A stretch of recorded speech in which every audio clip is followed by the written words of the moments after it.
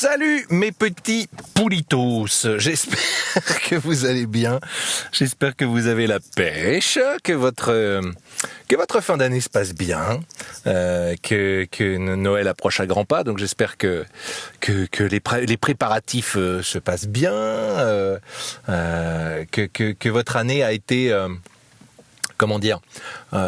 qu'elle a été productive, qu'elle a été pleine d'apprentissage, pleine de belles leçons, encore une fois.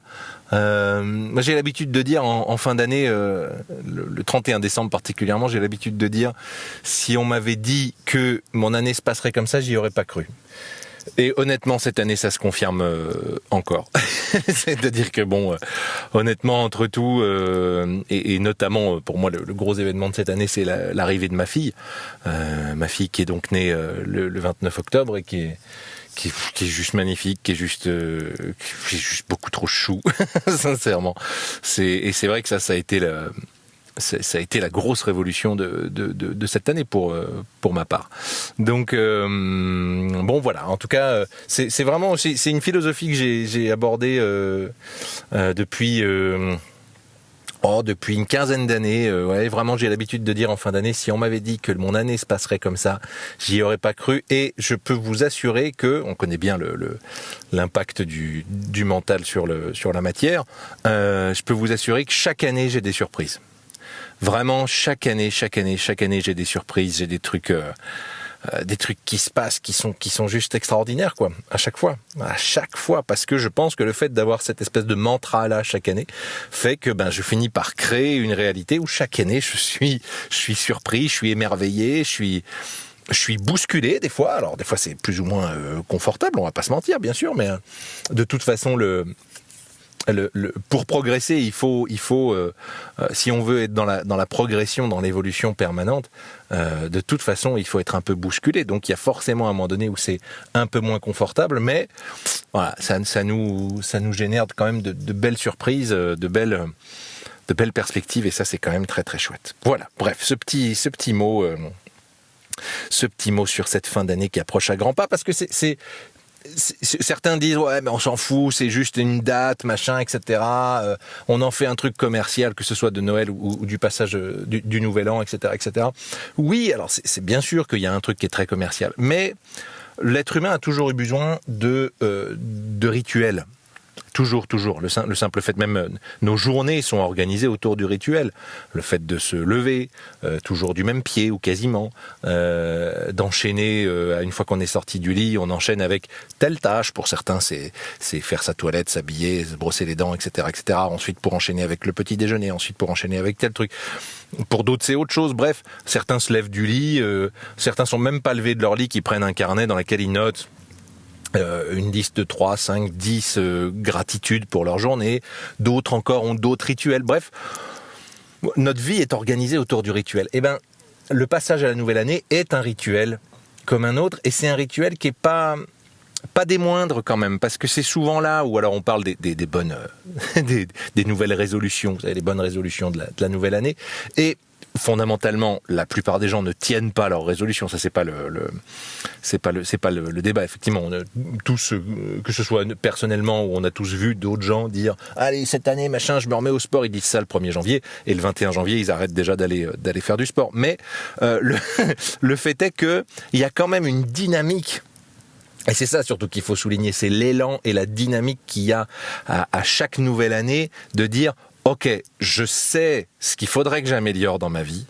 Je vois les domaines dans ma vie qui sont pas tout à fait au top, qu'il faudrait que j'améliore. Et cette année, je prends la décision de l'améliorer. La décision, elle tient ou elle tient pas. Pourquoi ? Ça on pourrait en discuter longuement. Je suis en train de préparer justement un atelier là-dessus. Comment arriver au bout de ses objectifs, comment tenir ses objectifs et vraiment aller au bout du bout, et que ça reste pas juste une bonne résolution de plus. Parce que souvent, la motivation de base, elle est pas suffisamment profonde, elle est pas suffisamment forte. Quelqu'un qui dit au mois de janvier, au 1er janvier, cette année je me remets au sport parce qu'il faut que je perde 10, 15, 20 kilos pour cet été pour me sentir beau sur la plage, c'est une motivation qui est un peu merdique. Elle est pas suffisamment profonde, elle est pas suffisamment forte. C'est pas dans la douleur au fil des mois, parce que entre le 1er janvier et l'été, il y a au moins 6 mois, hein, à peu près globalement. Donc pour que cette seule résolution, cette seule motivation d'être beau sur la plage arrive à vous tenir pendant 6 mois, 3, 4, 5 fois par semaine, pendant 1 heure, 1 heure et demie, 2 heures, dans la douleur, dans les courbatures, enfin, c'est pas suffisamment fort. Donc, l'idée, quand on a un objectif comme ça, un projet, quelque chose, un truc en ligne de mire, un focus, c'est d'arriver justement à aller chercher des motivations qui sont bien plus profondes que juste les trucs de surface. Et c'est là-dessus que je suis en train de travailler un atelier, c'est sur justement aller chercher des motivations bien plus profondes pour arriver à tenir ces objectifs et à les atteindre. Voilà, ça c'est une première chose. Atelier qui sortira certainement courant 2025. Ça, c'est une certitude. Justement, ce podcast, ça fait un moment que j'avais pas fait de podcast. Je vous l'avais dit, je ne pariais absolument pas sur ma régularité. C'est pas du tout mon point fort. Moi, je poste des podcasts un peu quand j'ai envie, quand j'ai des inspirations, quand j'ai des sujets. Peut-être que j'ai tort de pas être plus régulier que ça. Je sais pas, mais en tout cas, bon, c'est un peu comme ça que je fonctionne. En plus, là, accessoirement, j'ai ma fille qui est née, qui a 6 semaines du coup, qui a eu 6 semaines hier. Donc, c'est vrai que les 6 dernières semaines ont été quand même bien chargées. Mais j'avais quand même envie de vous faire un sujet sur le financier, sur les finances, sur l'argent. C'est un sujet en France qui est compliqué, l'argent, mais j'avais envie de vous faire un sujet là-dessus parce que c'est un des grands domaines de la vie, quand même. C'est un des gros sujets de la vie parce que oui, l'argent est important. Ceux qui vous disent le contraire, soit ils vivent dans le monde des bisounours, soit ils veulent pas regarder la réalité en face. Dans notre société à nous, en tout cas, l'argent, évidemment que l'argent est important. Évidemment, ça veut pas dire qu'il faut baser toute sa vie là-dessus. Et ça veut pas dire qu'il faut que l'argent contrôle votre vie. C'est absolument pas le sujet. Ce qui est d'ailleurs le gros problème de beaucoup de gens, c'est que l'argent contrôle leur vie. Il y a des gens qui sont capables de mettre de côté complètement leur vie de famille, leur vie de couple, leur vie amoureuse, leur vie sociale, leur santé, bref, tout ça pour l'argent. Ça, on est d'accord qu'il ne faut pas que l'argent devienne un maître. L'argent, c'est un peu comme le mental. C'est un bon serviteur, mais c'est pas un bon maître. C'est vraiment l'idée. Donc, il ne s'agit pas de dire l'argent est surimportant, il faut en gagner le plus possible et accumuler le plus possible et pour pouvoir se payer des belles choses le plus possible. Non. Mais l'argent est important. L'argent est important. Tout ce que vous possédez à l'heure actuelle est le fruit d'une vente, donc d'un transfert d'argent. Franchement, regardez, même des choses que vous avez pu troquer, ou qu'on a pu vous donner, qu'on a pu vous offrir, etc., c'est le fruit d'une vente, donc d'un transfert d'argent. Absolument tout. Quasiment. Je veux dire, à part peut-être le fait d'avoir des enfants, et encore, à moins d'avoir accouché chez soi, tout seul, sans aide médicale, etc., etc. Sinon, les services du personnel médical qui vous ont aidé à accoucher, il faut les payer. Vous voyez ce que je veux dire, et encore, même si on pousse le débat vraiment super loin, même si vous avez accouché chez vous, votre chez vous, vous le payez. Enfin, donc, non, mais là, je pars très loin, mais il y a un peu de ça. L'argent, effectivement, régit quand même dans notre société à nous, encore une fois. L'argent régit quand même beaucoup notre vie, notre quotidien, etc. Donc, la personne qui vous dira que l'argent n'est pas important, il est fou. Non, mais vraiment, c'est-à-dire qu'il y a quelque chose où... Encore une fois, il ne faut pas que ce soit un maître, il faut que ce soit un serviteur. Et c'est pour ça que j'avais envie de faire un petit podcast là-dessus, parce que c'est un sujet, moi, que j'adore, par lequel je suis absolument fasciné. J'ai été en tension avec l'argent pendant des années. Et à un moment donné, j'en ai eu marre, et je me suis dit, il faut que je prenne le taureau un peu par les cornes, et puis que je travaille mon rapport à l'argent, parce que c'est pas possible, en fait. J'ai perdu des sommes d'argent absolument astronomiques. J'avais un rapport à l'argent pendant des années, même déjà tout petit, qui était assez malsain, même qui était assez biaisé, avec des croyances familiales aussi. L'environnement familial, social, amical joue énormément sur votre rapport à l'argent. Si vous n'êtes entouré que de personnes qui disent que l'argent c'est de la merde, que les riches c'est tous des cons, tous des voleurs, tous des escrocs, tous des esclavagistes qui exploitent le monde, etc., vous pouvez pas avoir un rapport sain à l'argent. C'est parce que vous vous autoriserez jamais à être riche, puisque riche égale connard. Riche égale voleur, riche égale menteur, riche égale esclavagiste, riche égale... Voilà. Donc, par définition, restons pauvres. Les pauvres sont des gentils, sont des pauvres petits caliméros à qui il n'arrive que des mauvaises choses. Mais c'est pas de leur faute, parce qu'ils n'ont pas le choix, vous comprenez? Non, je fais un peu d'ironie, mais vous comprenez, vous voyez là où je veux en venir. Donc, l'argent, les investissements, j'avais surtout envie de vous parler effectivement d'investissement plus que d'argent en soi, parce qu'il y aurait énormément de choses à dire sur l'argent en tant que tel. Il y a des domaines qui ont émergé vraiment ces 10-15 dernières années, notamment la psychologie de l'argent, la psychologie des finances, psychologie financière, la neuroéconomie, ça c'est très intéressant ça. Comment fonctionne notre cerveau en termes de connexion neuronale, en termes de sécrétion hormonale, quand on est dans une impulsion d'achat, quand on est dans une envie d'achat, quand on est dans une frustration de ne pas pouvoir acheter, etc. La neuroéconomie, ça c'est très intéressant. Vraiment, si vous ne connaissez pas, je vous invite à vous renseigner là-dessus, parce que il y a des mecs qui ont vraiment cherché à comprendre comment fonctionnait notre cerveau dans sa globalité, dans le rapport à l'argent. Et ça, c'est hyper intéressant. Et en plus, ça donne des tips pour apaiser notre rapport à l'argent, pour apaiser notre rapport à quand on est un peu dépensier, par exemple, la peur de manquer, etc., ce besoin maladif de mettre de côté, par exemple, ou c'est la peur. Bon, voilà, tous les sujets, ce qu'on appelle le syndrome de FOMO. Pour ceux qui connaissent un peu les investissements, vous savez de quoi je parle. La peur, le syndrome de FOMO, si je me trompe pas, c'est Fear of Missing Out. Et l'idée de ce syndrome-là, c'est que c'est la peur de passer à côté de quelque chose, ou la peur de prendre la mauvaise décision. Voilà, ce syndrome de FOMO, c'est ça.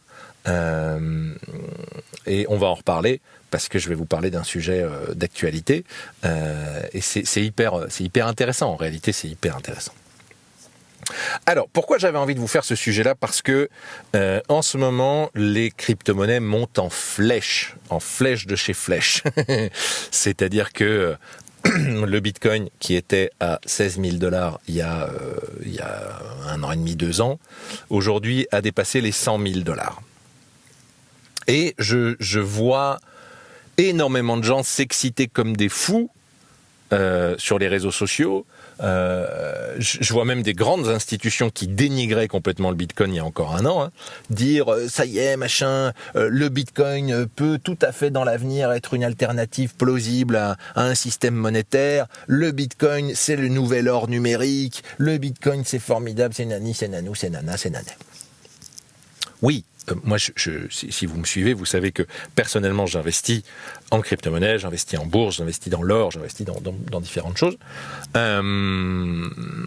Donc, bien sûr que moi, j'adore les crypto-monnaies. Franchement, c'est un de mes actifs préférés, vraiment. Il faut une solide formation pour se lancer dans les crypto-monnaies, parce que c'est tellement volatile, c'est-à-dire que les cours des crypto-monnaies peuvent tellement bouger vite que si vous n'avez pas une formation suffisamment solide, vous faites n'importe quoi et vous perdez une somme astronomique de pognon. Donc il faut bien se former. Il y a plein de gens qui vous proposent des formations vraiment très bien faites sur les réseaux sociaux. Il y a notamment Caroline Jurado donc c'est les cryptos de Caro pour ceux qui veulent la suivre. Caroline Jurado, elle est vraiment top. Elle propose des formations en crypto-monnaie qui sont vraiment top.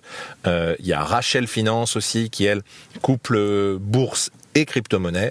Dans ces formations, il y a des modules sur les crypto-monnaies aussi. Caroline Jurado, c'est exclusivement crypto-monnaie. C'est très bien fait. Enfin voilà, il y a plusieurs formations à faire, mais c'est important de bien se former. Je touche pas de pognon, je précise. Il n'y a pas de collaboration commerciale. Je touche pas de pognon pour leur faire de la pub. C'est juste que moi, je les suis à titre personnel depuis des années et que elles m'ont apporté, il ou elle, d'ailleurs, m'ont apporté énormément. Donc c'est pour ça que je vous les recommande chaudement. Mais voilà, c'est très important de vraiment bien se former quand on veut se lancer dans les crypto-monnaies. En bourse aussi, d'ailleurs, dans quelque investissement que ce soit. Mais c'est vrai qu'il y a certains investissements qui sont un peu moins risqués que les cryptos. Les cryptos sont quand même particulièrement volatiles, donc risqués. Pour revenir sur le Bitcoin. Oui, bien sûr que le Bitcoin est une super alternative à un système monétaire centralisé, donc dit de banque centrale, comme l'euro, le dollar, enfin à peu près toutes les monnaies du monde, qui sont toutes rattachées à des banques centrales. Bien sûr que le but premier des crypto-monnaies, c'était justement d'avoir une finance décentralisée, c'est-à-dire sur laquelle les banques ne puissent pas avoir de contrôle, ne puissent pas avoir de regard. Ça c'est clair. Donc au départ, l'idée de base, c'est vraiment une espèce de truc un peu révolutionnaire de vouloir se détacher complètement du joug du gouvernement, des banques centrales, des banques en général, etc., etc. Maintenant, il faut quand même un petit peu réfléchir le business correctement. C'est-à-dire que je vois énormément de gens en ce moment qui investissent dans le Bitcoin parce qu'il a dépassé les 100 000 $. Il faut comprendre que l'être humain, il fonctionne à peu près toujours de la même manière. C'est-à-dire qu'il voit un actif qui monte, comme la petite bébête, et il se dit « Ah, ça doit être super, il faut absolument que j'investisse dedans, puisque tout le monde investit dedans et que j'en entends parler de tous les côtés et que même on en parle à la télé et machin et bidule et trucs méchants. » C'est pile le moment où il faut pas investir. Non, je suis un peu brutal, mais c'est vrai. C'est-à-dire qu'à un moment donné, les crypto-monnaies, ça a des cycles qui sont assez courts. C'est-à-dire que progression, ascension et crash compris, il faut compter entre 4 et 5 ans. C'est des cycles assez courts comme ça, de 4 à 5 ans pour les crypto-monnaies. Donc, ce qu'il faut bien comprendre, c'est que ça va très vite. C'est-à-dire que, grosso modo, tous les 2 ans, 2 ans et demi, il y a une grosse progression, il y a un gros crash. En gros, c'est ça. Eh bien, vous pouvez être sûr, j'en ai connu quelques-uns, puisque ça fait quelques années que j'investis en crypto-monnaie. J'ai vu littéralement, notamment en 2022-2023, le crash des cryptos. J'ai vu notamment la crypto Terra Luna se casser la gueule en une nuit, mais en une nuit, perdre complètement toute sa valeur. Et je la voyais descendre en direct. Je la voyais descendre en direct pour arriver à la fin de la nuit à moins 99%. C'est stratosphérique. Quand vivre ça en direct, c'est assez étonnant parce que c'est quelque chose dont on n'a pas l'habitude du tout. Mais donc, effectivement, qu'est-ce que je disais ? Attendez, j'ai perdu le fil. Non, si, ça y est, c'est bon. Ça va très vite. Ça peut aller vraiment très vite. Eh bien, vous pouvez être sûr qu'à chaque grosse ascension, à chaque grosse progression, vous pouvez être sûr que vous avez tous les mecs qui prêchent la bonne parole, qui vont vous dire c'est super, il faut absolument investir dedans, c'est le nouvel or numérique, c'est la nouvelle alternative au système monétaire mondial, tout le monde veut investir dedans, c'est formidable, c'est extra, c'est machin, c'est bidule. Sauf que quand le Bitcoin est à 100 000 $, alors qu'il était à 16 000 $ il y a 1 an et demi, et que personne n'en voulait, il y a de quoi rire quand même.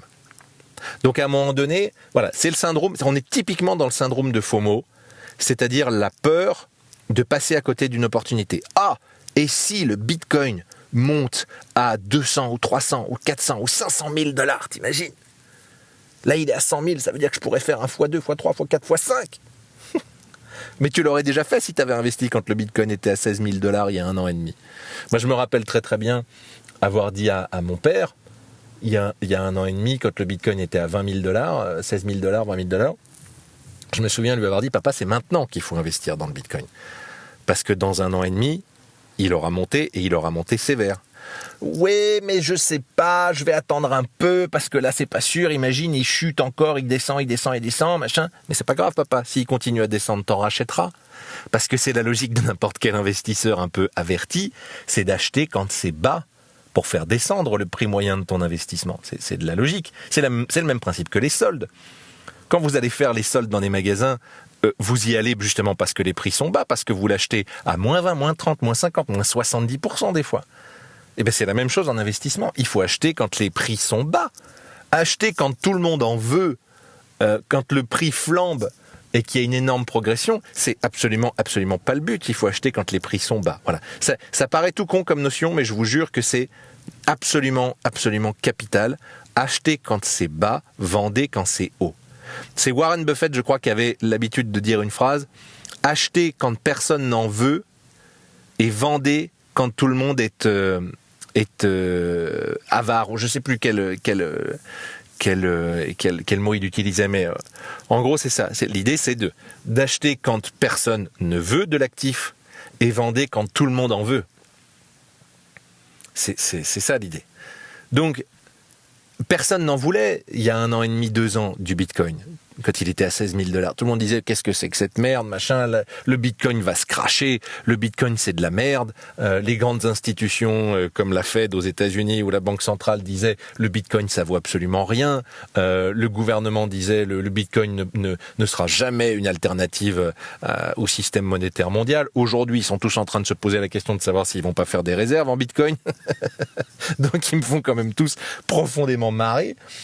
Parce que c'est la psychologie humaine. Typiquement, là, on est dans le syndrome de FOMO à mort. Parce que le syndrome de FOMO, c'est la même chose dans l'autre sens. C'est-à-dire que quand l'actif est bas et que tout le monde a peur de mettre son argent dans un truc qui va vous faire perdre du pognon encore et encore et encore et encore. Mais moi, je vous le dis, là, le Bitcoin est à 100 000.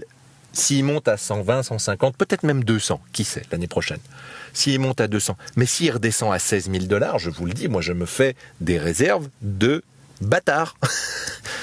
Parce que je crois profondément au Bitcoin, je crois que c'est un actif maintenant qui va durer, parce qu'il est trop profondément ancré dans la société pour ne pas durer.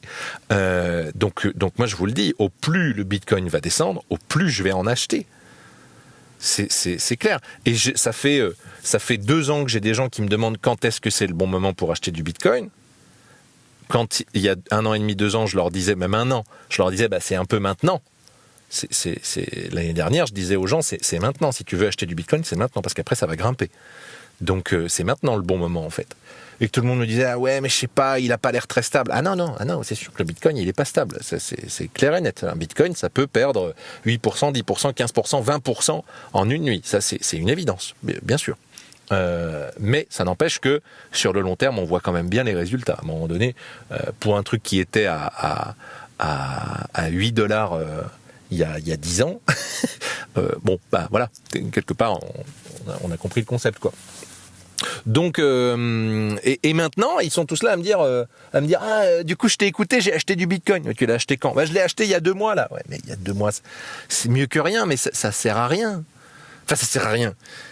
C'est mieux que rien, mais sois très intelligent sur le moment où tu vas revendre, sinon tu vas perdre un pognon phénoménal. Vraiment. Donc bon, voilà, il faut toujours garder en tête cette logique, acheter quand c'est bas, vendez quand c'est haut.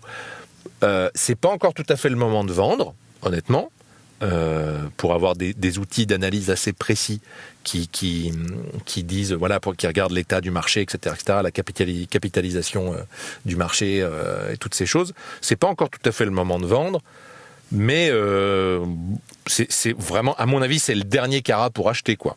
Je vous le dis honnêtement. Parce que là, on a encore 6 à 12 mois de belles perspectives devant nous. Sur les crypto-monnaies. Après, il y a un crash qui va pointer le bout de son pif, honnêtement. Donc, c'est vraiment le dernier carat. Vous ferez pas une progression forcément phénoménale, sauf si le Bitcoin flambe à 200 ou 300 000 $. Honnêtement, personnellement, j'ai des doutes. Mais bon, qui sait, ça peut, personne peut prédire, hein, par définition. Ah oui, je le précise quand même si normalement je devrais pas avoir à le préciser parce que ce serait absolument logique, mais ce n'est pas des conseils en investissement que je vous donne, je suis pas conseiller en investissement, d'accord ? C'est un partage, c'est un avis, c'est un point de vue, mais c'est certainement pas...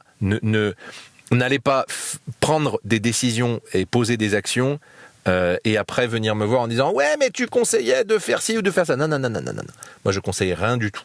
Je donne mon point de vue, je donne mon avis, je partage mes connaissances, je partage mon expérience, mais jamais de la vie je vous donne de conseils en investissement. Je suis pas conseiller en investissement du tout. J'ai une solide formation maintenant, mais je suis pas conseiller en investissement. Donc, ne basez pas vos décisions sur ce que je vous dis moi. Faites vos recherches, formez-vous. Et prenez vos décisions en tout état de cause, quoi, en toute connaissance de cause. Voilà.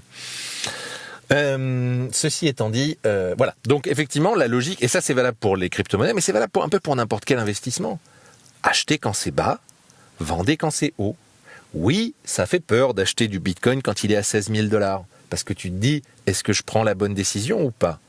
Mais au pire, s'il descend à 14 000, puis à 10 000, puis à 8 000, tu en rachètes. Et du coup, ton prix moyen d'achat sera d'autant plus bas. Ce qui fait que le jour où il flambe à 80 000, 90 000, 100 000, ta plus-value, elle est d'autant plus puissante. Tu comprends ce que je veux dire ? Donc voilà, attention à pas vous laisser embarquer dans un syndrome de FOMO fort, comme il y a beaucoup en ce moment. Le Bitcoin passe les 100 000 $, c'est le nouvel or numérique, c'est la prochaine alternative au système monétaire mondial, etc., etc. Encore une fois, oui, moi j'y crois profondément à ça. Personnellement, j'y crois profondément. Mais attention de ne pas se laisser embarquer dans la peur. De la même manière que j'ai vu des gens. Moi, j'ai une stratégie d'investissement en crypto-monnaie qui est très basique, qui est très simple. J'ai vu des gens investir sur, même des proches, investir sur des petites crypto-monnaies un peu merdiques, sans formation, sans connaissance du marché, etc., sans analyse poussée des cryptos dans lesquels ils investissaient, simplement parce qu'ils avaient entendu dans un article que telle crypto-monnaie allait faire plus 300, plus 400, plus 1000% dans l'année qui vient, etc., etc. Ils se sont basés là-dessus, ils ont perdu des sommes folles. J'ai un proche notamment qui avait investi quand même pas loin de 8 000 €, c'est quand même pas une paille, 8 000 € selon combien on gagne, mais en tout cas, vu ses revenus, c'est quand même pas une paille. 8 000 €, il y a quelques temps, là, il était à 800 € sur son portefeuille, parce qu'il a tout perdu, parce qu'il a investi n'importe comment. Sans connaissance, il s'est basé juste sur ce qu'il a entendu du coin de l'oreille. Il n'y a pas très longtemps, ce même proche m'a dit oui, j'ai investi sur du XRP. Donc du Ripple, pour ceux qui ne connaissent pas la crypto-monnaie, c'est la crypto-monnaie Ripple. C'est super, mais c'est trop tard. le XRP, il y a encore 3 mois, 4 mois, il était à une quarantaine de centimes. Aujourd'hui, il est à 2,50 €. C'est trop tard. Mais ce syndrome de FOMO l'a pris à la gorge, lui a dit « Oh, merde, t'es peut-être en train de passer à côté d'une opportunité ». Et il s'est fait niquer. Il en a acheté quand le Ripple était à 2,40 €, alors qu'il y a 3 mois, il était à 40 centimes. Et c'est à ce moment-là qu'il aurait fallu l'acheter. Honnêtement, moi, j'ai hésité. C'est vrai que pour le coup, j'ai hésité.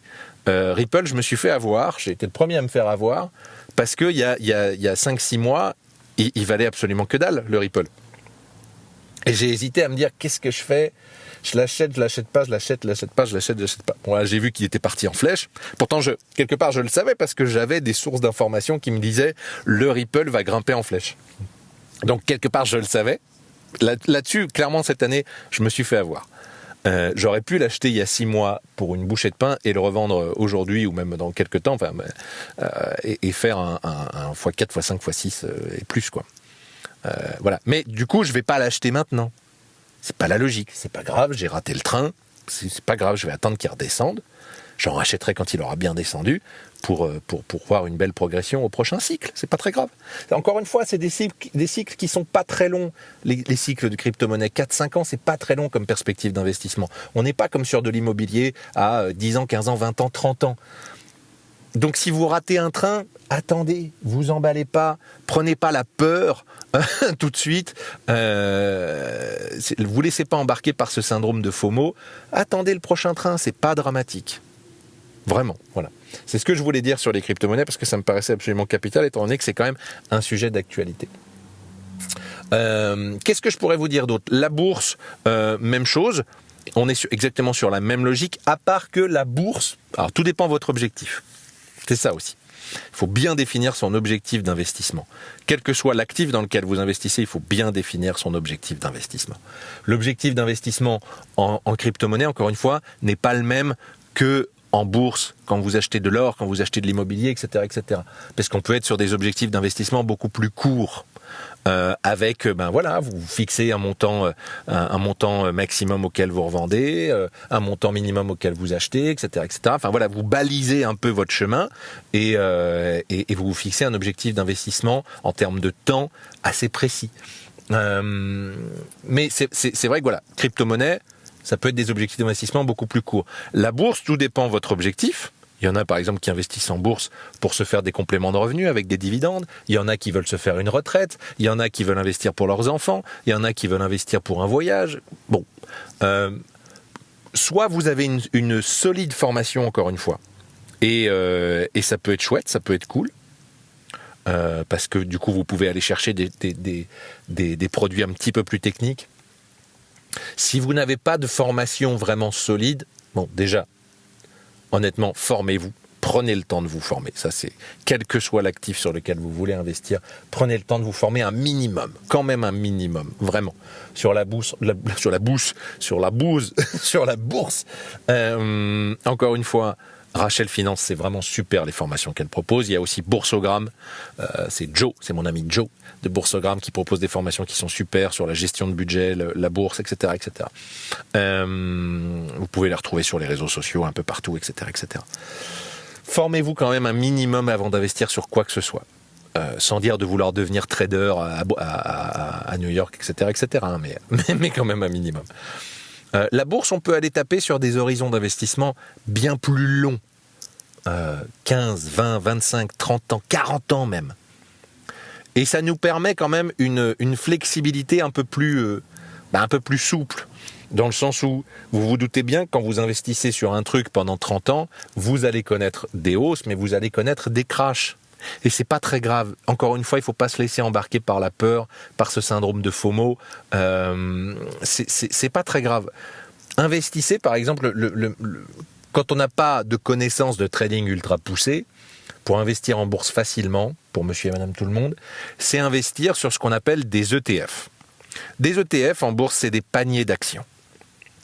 Donc par exemple, plutôt que d'aller chercher vous-même l'action Microsoft, l'action Apple, l'action Meta, l'action Amazon, bref, tout ça, vous allez investir sur un panier d'actions, un ETF, qui englobe absolument tout. C'est-à-dire qu'il y a une entreprise qui a, elle, acheté toutes ces actions, et en fait, c'est dans cette entreprise-là que vous investissez directement. Okay. Après, il y a des ETF qui suivent des indices, comme le S&P 500, donc les 500 plus grandes entreprises américaines, ou le CAC 40, les 40 entreprises françaises, ou l'Eurostock 600, les 600 plus grandes entreprises européennes. Bref, vous allez investir sur des paniers d'actions, comme ça, des ETF, qui vont vous permettre déjà de réduire le risque. C'est-à-dire que quand même, ça vous évite de voir une de vos actions ou plusieurs de vos actions se casser la gueule d'un coup. Le risque est quand même lissé parce que par définition, dans ces ETF-là, par exemple l'ETF S&P 500, c'est donc les meilleures entreprises, les 500 meilleures entreprises américaines. Quand il y en a une qui se casse radicalement la gueule, elle est supprimée de l'ETF S&P 500. Enfin, elle est supprimée du S&P 500. Elle est mise de côté au profit d'autres entreprises qui sont montées en parallèle. Donc, vous avez vraiment la possibilité du coup de réduire votre risque au maximum. Et, par exemple, vous pouvez décider, selon vos finances, prenez bien en main vos finances déjà dans un premier temps, mais vous pouvez décider d'investir, par exemple, 100 € par mois. C'est possible ça, complètement. Vous pouvez littéralement, sur des plateformes comme Desgiro, Trade Republic, etc., etc., vous pouvez décider, en plus, encore plus même sur Trade Republic que sur Desgiro. Moi, j'investis sur les deux. Trade Republic, j'investis pour ma fille. Justement, je lui ai fait un compte d'investissement. Vous pouvez littéralement mettre 100 € par mois. Et en plus, de manière automatique. Il y a des process sur l'application où vous pouvez littéralement investir de manière automatique 100 € tous les mois. Donc vous investissez par exemple sur le S&P 500, 100 € tous les mois, et ça pendant 30 ans. Historiquement, la bourse, c'est le meilleur actif qui soit. C'est-à-dire que sur les 100, 150, 200 dernières années, il défonce littéralement l'immobilier. La bourse, elle défonce, littéralement l'immobilier. Donc c'est quelque chose sur lequel c'est intelligent d'investir. Mais il ne faut pas faire n'importe quoi. Effectivement, il ne faut pas aller s'amuser à chercher des petites actions par-ci, par-là, machin, bidule. Non, quand on n'a pas de grosses connaissances ultra solides, on a des connaissances de base, investissez sur des choses simples, des choses où vous savez que ça va vous prendre 10 minutes en début de mois pour répartir votre budget, et basta. Et après, vous laissez filer, vous ne regardez pas votre compte, vous laissez filer, et de temps en temps, vous faites le bilan, soit une fois par mois, soit une fois tous les 90 jours, soit même une fois par an. Il y en a qui regardent leur compte une fois par an, hein. Bon bah voilà, c'est un peu la stratégie. En bourse, si c'est pas le trading par exemple votre passion, si vous voulez juste vous faire un petit pécule pour votre retraite ou pour les études de vos enfants qui sont en bas âge, comme moi par exemple, c'est exactement l'idée. Hein. Le but là, c'est d'avoir ouvert un compte d'investissement pour ma fille et de lui donner, de lui léguer quand elle aura 18, 20, 25 ans. Voilà. D'ailleurs même plus 25 ans que 18, pourquoi ? Je vous le dis pour les jeunes parents qui veulent faire la même chose, parce qu'on sait maintenant, grâce aux neurosciences, que le cerveau d'un adulte est complètement terminé à partir de 25 ans. Avant ça, le cerveau n'est pas tout à fait fini. Ce qui veut dire qu'on est plus apte avant 25 ans à prendre de mauvaises décisions parce que trop basé sur nos émotions, etc., notre vécu, machin, bidule, truc, muche. Donc pour prendre des décisions qui soient un petit peu plus réfléchies, un petit peu plus raisonnables et un petit peu plus sûres, un peu plus justes, il vaut mieux attendre 25 ans. Donc moi je pense que, d'ailleurs c'est ce qu'on se disait avec ma chérie, on attendra les 25 ans de notre fille pour lui léguer ce compte d'investissement. Bref, ça c'était la petite parenthèse. Petit conseil aux parents qui veulent investir pour leurs enfants. Attendre 25 ans, c'est pas mal pour avoir une maturité du cerveau, en fait, qui soit clairement optimale. Qu'est-ce que je voulais vous dire ? Donc voilà, bourse, honnêtement, encore une fois, sauf si vous voulez vous former en trading et trader à longueur de journée, aller chercher des petites actions, machin, etc., etc. Si c'est votre passion, faites-le, c'est super cool. Attention juste au surmenage, parce que c'est quand même des jobs dans lesquels il y a énormément de burn-out, dans lesquels il y a beaucoup de suicides, parce que il faut savoir tenir une dose de stress et de pression qui est assez phénoménale, hein. Quand on rentre dans du trading quotidien comme ça, c'est très très très très très stressant. Mais bon, voilà, ça c'est si vous kiffez le trading et vous voulez même en faire une activité, un métier ou que sais-je. Mais si vous voulez juste investir comme ça, par-ci, par-là, à droite, à gauche, honnêtement, vous ouvrez un compte d'investissement, encore une fois, sur une des plateformes en ligne, par exemple, et vous mettez 100 balles par mois. Enfin, vous mettez ce que vous pouvez à la hauteur de vos revenus, encore une fois. Ça, c'est pareil, il faut bien que ce soit défini dans votre tête, votre budget. N'investissez pas 500 € par mois si vous gagnez le SMIC. Vous allez vous mettre dans la merde. Ça, c'est pareil, je devrais pas avoir besoin de le dire, mais il faut être logique par rapport à ça aussi. Si vous gagnez le SMIC, même si vous investissez 50 balles par mois, c'est déjà monstrueux. Même si vous investissez 10 balles par mois, c'est mieux que rien. Sans déconner, hein. Sans déconner, il y a des études qui ont démontré que même 10 balles par mois, c'est vachement mieux que rien. Vous allez vous retrouver quand même, potentiellement dans 20 ou 30 ans, avec un petit billet. C'est pas négligeable, quoi. Donc moi, quand j'ai des potes qui me disent « Ah, moi, j'ai absolument pas les moyens d'investir en bourse ou machin, en bidule, toi, t'as bien de la chance, t'as des bons revenus ou machin, au bidule. » D'accord. Tu gagnes combien pour pas pouvoir investir en bourse du tout ? Bah, moi, je suis au SMIC, tu sais, machin. Ok, très bien. Rappelle-moi, combien coûtent tes clopes tous les jours ? Ou tous les 2 jours, ou toutes les semaines ? Redis-moi. Ah, mais ouais, mais c'est pas pareil, machin. Ah, d'accord, très bien. Donc c'est pas un choix. C'est pas du tout un choix. T'as pas le choix, t'es esclave de ta cigarette, c'est trop difficile. Je suis un peu mordant, mais et pourtant j'ai été fumeur, hein. Encore une fois, je sais de quoi je parle, j'ai été fumeur, mais bon, voilà, à un moment donné, il faut aussi être en capacité de faire des choix dans sa vie. On peut pas juste se poser en victime tout le temps. On peut pas juste dire moi je ne peux pas, je n'ai pas la capacité, je n'ai pas les moyens d'investir en bourse 10 € par mois. Non, c'est pas une question de capacité, c'est une question de choix. Tu préfères mettre ton argent dans des cigarettes. Tu fais ce que tu veux. En fait, moi, je m'en branle. Tu fais ce que tu veux, mais ne viens pas te poser en victime de dire je n'ai pas la capacité, j'ai pas le choix, je peux pas. Si, tu peux. C'est juste que tu décides de mettre ton argent ailleurs. C'est tout. Faut juste en prendre conscience et se responsabiliser par rapport à ça. Voilà, je crois que la bourse, j'ai fait le tour. J'accélère un peu parce que je vois que ça fait déjà 40 minutes. Donc la bourse, c'est OK. N'hésitez pas à venir quand vous aurez fini d'écouter ce podcast, n'hésitez pas à venir m'en parler sur les réseaux sociaux si vous voulez, pour qu'on en tchatche un peu plus longuement. Encore une fois, je le répète, je devrais pas avoir à la répéter, mais je le répète, ce ne sont pas des conseils en investissement, ce sont des partages, ce sont des avis, ce sont des partages d'expériences et de connaissances, ce ne sont pas des conseils. Faites vos recherches, faites vos recherches et posez des décisions et des actions en âme et conscience. Pas sur des « oui, mais Maxime, il a dit qu'il fallait faire ci, qu'il fallait faire ça ». Non. Maxime, il vous a partagé des choses, il vous a pas donné de conseils en investissement. Okay, voilà, après, les investissements basiques, il y a évidemment l'or. L'or, c'est toujours un bon investissement, c'est toujours sympa d'en avoir un petit peu. Vous n'êtes pas obligé d'en avoir 3 tonnes à la cave, hein, mais d'en avoir un petit peu, c'est toujours sympa. Ça reste quand même un actif, ça reste un actif fiable. Surtout en période de... Ça, c'est un peu comme les obligations en bourse aussi. Ça, c'est un autre level, on pourrait en parler pour vraiment donner le détail des différents actifs sur lesquels investir en bourse, par exemple. Mais tout ce qui est obligations et or, c'est des choses qui marchent très très bien quand il y a des crises, justement.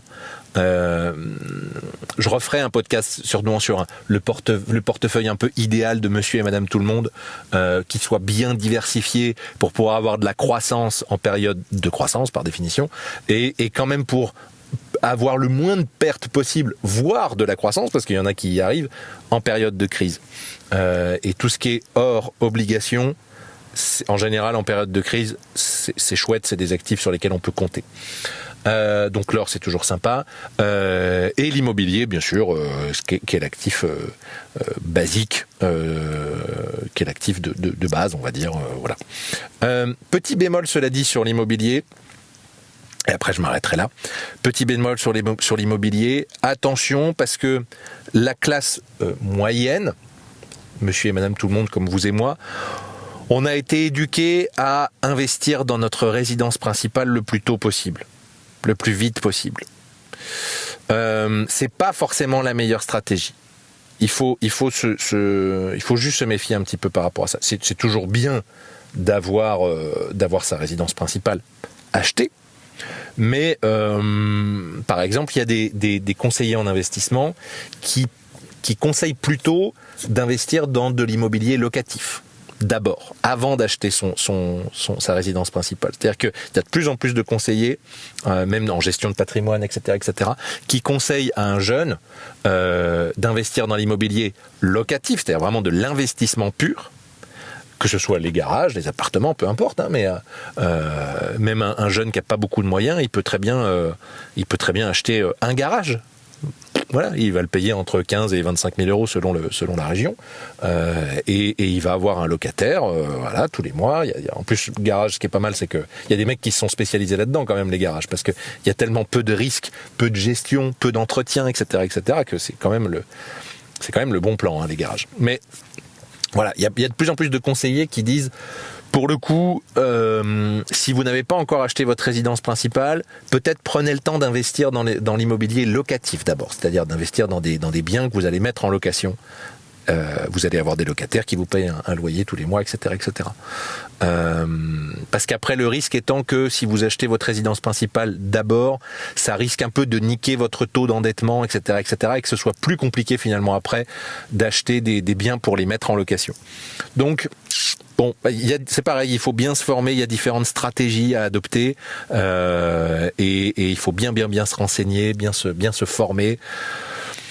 Voilà, moi je suis plutôt partisan de cette méthode-là, honnêtement, parce que oui, c'est bien d'acheter sa résidence principale, mais il y a un mais.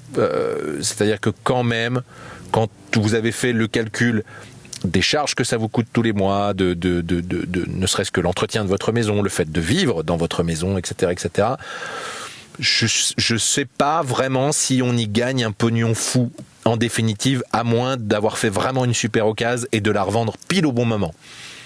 Voilà. Ou à moins d'avoir acheté un bien en francs à l'époque et de le revendre en euros, là vous faites une affaire, effectivement. Mes parents ont revendu leur maison il y a quelques temps là. Ils l'avaient acheté du coup dans les années 90. Bon là pour le coup ils sont gagnants. Clairement le taux de conversion franc-euro, là pour le coup il y a pas photo. Ou sauf encore une fois si vous avez acheté par exemple en période Covid. Voilà, si vous avez acheté en période Covid, là c'était le top of the pop.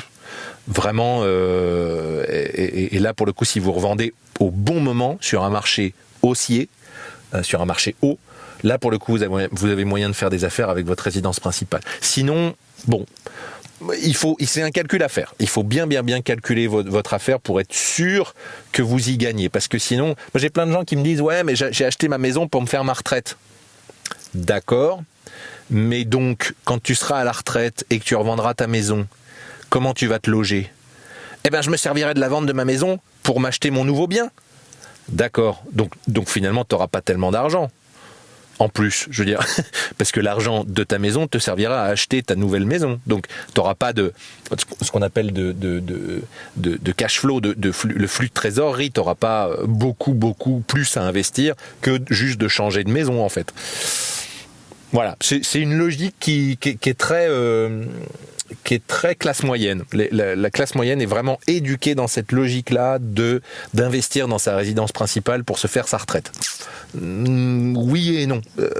Encore une fois, à moins de vraiment très bien investir au bon endroit, au bon moment et de revendre au bon moment, je sais pas si vraiment on se fait une retraite avec une résidence principale. J'en suis vraiment pas convaincu du tout.